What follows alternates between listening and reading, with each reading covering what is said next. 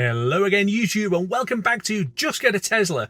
This is part of my How It Works series, and on this video we're going to explore all of the internal features of a Tesla Model Y.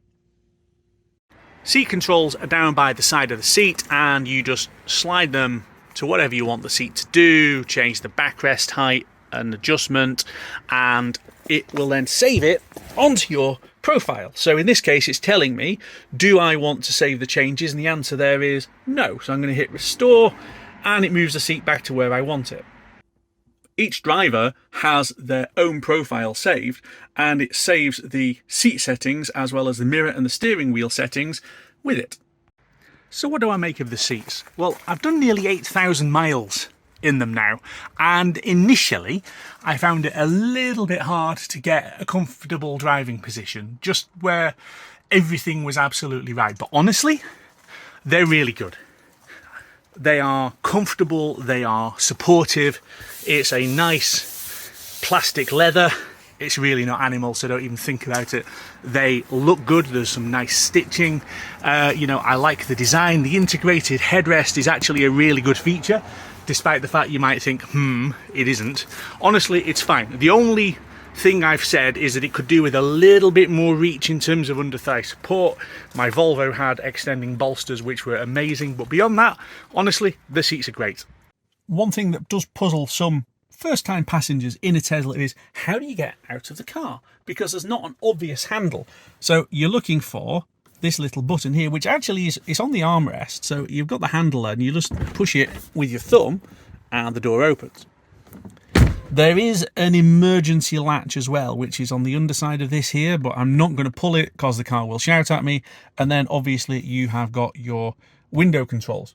One thing that you don't have on the doors are controls for the seat heating, because that is all in the climate menu. So if I tap onto here, you can then see the menu for your bum warmers and for steering wheel heaters and all of those other things.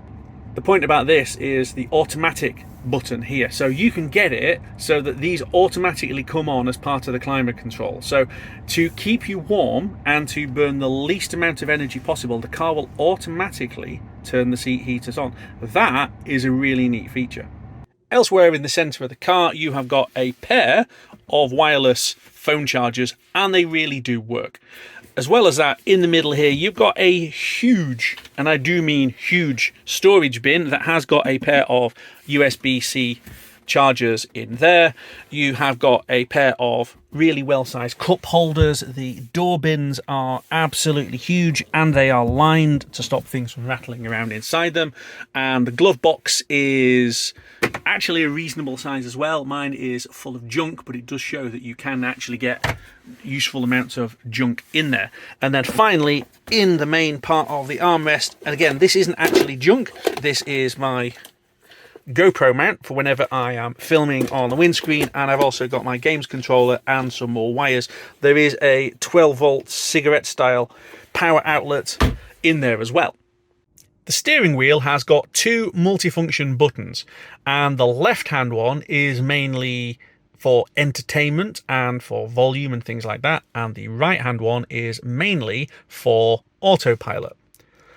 These scroll both up and down, as well as having a push-in function. So this will turn sound of whatever media you're playing on. And then you can also click left and click right to advance the tracks. This is mainly for autopilot functions. So to change the amount of gap that you've got between you and the car in front, you can adjust that using this. And also press and hold to get the voice command. To adjust the steering wheel and the mirrors, you actually do use this left-hand button. So let's say I want to adjust the steering wheel. First of all, we are going to go into the main controls menu, and down here you can see steering wheel. So I click on that and it tells me it's quite literally up, down, left and right, where you scroll like that, or you can move it out, or you can move it back in again. And then if you're not happy with the way that you have actually done this, then you can simply press restore and it goes back to where it was. If you want to adjust the mirrors instead, again, go into here and press mirrors. I want to adjust the right hand mirror and I am going to do so using these controls again, and I am pushing, and you can see it is adjusting the mirror, and I'm doing that using the thumb wheel, and I can adjust it up and down, doing it the same way, and exactly the same as with the steering wheel. You can either save it or you can hit restore, which I'm going to do because the mirrors were fine where they are. Let's be honest, you don't adjust these things very often, so having it set on the screen as a menu really does make sense, rather than having a load of controls sat here on the door somewhere that you're never really going to use. The final thing to do with the steering wheel buttons is, if the screen has locked up or it's done something strange, it happens occasionally, but it hasn't happened to me. You can press and hold both buttons for a few seconds, the screen will go blank and it will reboot itself. So just like any computer, switch it off and back on again using the two buttons and clear whatever problems you might have. Behind the steering wheel, there are two stalks. The right-hand one is your drive stalk. So quite simply, you push that up with your foot on the brake if you want to go into reverse, and that puts all of the reversing cameras on, so you have got a brilliant view. If you want to go into drive, push it down the other way and it goes into drive and the car is set up and ready to go. Or if you want to park, push the end of the stalk and it goes back into park. There are also some neutral modes. So if you push part way up, it will go into neutral and the car will start to roll, and we really don't want it to do that. The left-hand stalk controls wipers, indicators, and headlights. And the indicators are exactly as I'd expect. Push it in one direction and the indicators go on, and you get a nice view out of the side camera to show you what is to your left and right, and then push it again to cancel. When you're driving along, these will automatically cancel for a lane change. So once you've completed your move into another lane, they cancel by themselves. Headlights are pretty much as you'd expect. So pull for main beam flash, push all the way forward to be able to turn that on. And it also, if you see down here, get a shortcut menu so you can change from automatic everything, as I've gone on at the moment, onto setting it manually. And finally, you have got wipers. So wipers are usually on automatic, but if you push the button on the end of the stalk, the wipers go, and you get, again, a wipers menu where you can override the automatic function and you can set it to whatever manual you like.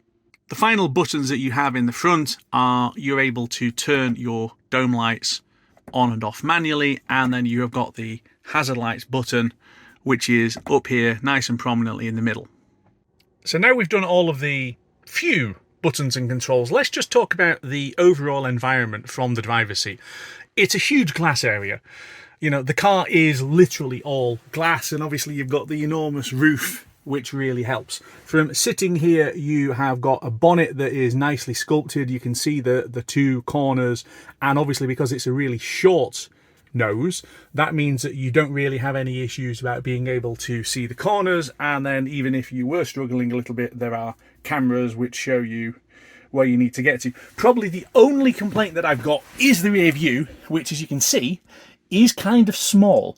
The thing is, once you get used to it, it's not really an issue because it is in the right position to be able to see the cars behind you. So I found this car to have really good driving position. The pedals are straight on to where I would be sitting. The steering wheel is straight on. It's nicely aligned. It's a good place to sit. There is an absolutely flat floor in the back of Tesla Model 3, Tesla Model Y, and honestly in this Y, the amount of space that you've got for your legs is absolutely huge. And because there's no transmission tunnel under here like you get bizarrely in some EVs, there's actually plenty of room for your feet here as well. You know, you can put your feet wherever you want to. Also worth noting, you've got a pair of USB-C chargers as well as air vents. If we want to have a bit of a moan, and in this case I do, there are a couple of things about the back of the car that don't actually make as much sense. So we talked about the vents.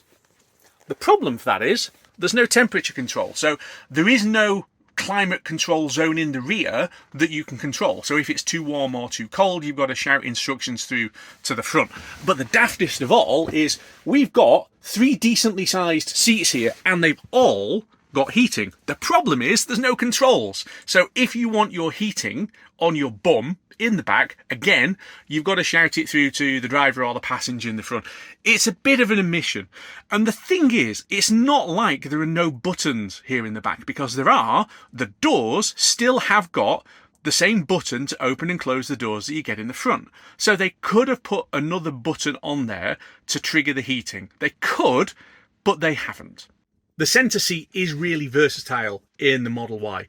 It's not quite got as much shoulder room perhaps as you might imagine, because although it's a wide car, it's not that wide a car to get 3 full-size strapping adults into the back, but your kids will be really happy. But when they're not travelling in the back, you have got an armrest which pulls out, and that has got not only 2 full-size cup holders, but actually room for your arm as well, which is really useful. There is no through loading. So if you want to carry skis, because you're that kind of person, you're not going to be able to do it without dropping part of the seat forward. And the last thing, of course, is that there is a headrest in the back if you're carrying 3 people. Top tip: if your Tesla rattles, check that. Bizarrely, this, which is most of the time folded down, is one of the main sources of rattles in the back, because even when it's folded down, you still get a little bit. Of course, the other thing you can do with the rear seats is to drop them. These have a 60-40 drop and have a nice flat through loading area. There is a huge amount of space with the seats down. Have a look at the video I did where I shifted a dishwasher and some other things. Just as a point to note though, when you push the seats back, can you see where the seat belt has gone? Pull it out again and stick it over the top, because if you don't, that'll rattle. The other way, of course, to drop the seats is to use the 2 buttons in the rear. So if you've got the boot open and you want to drop the seats, simply pull the levers and the seat backs drop. One of the nicest parts about the Tesla Model Y is just how much space and light there is inside because of all of this glass. The huge panoramic glass roof really is something that you've got to see to believe if you've never had a car with a glass roof like this.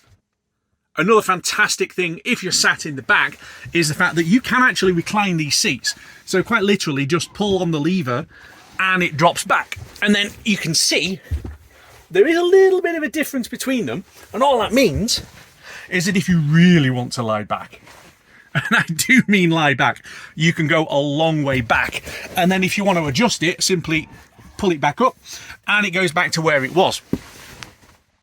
Finally, in the back we have got coat hooks on both sides, which are wonderfully damped and rubberized so that nothing rattles around while you're driving around with your jacket hanging in the back.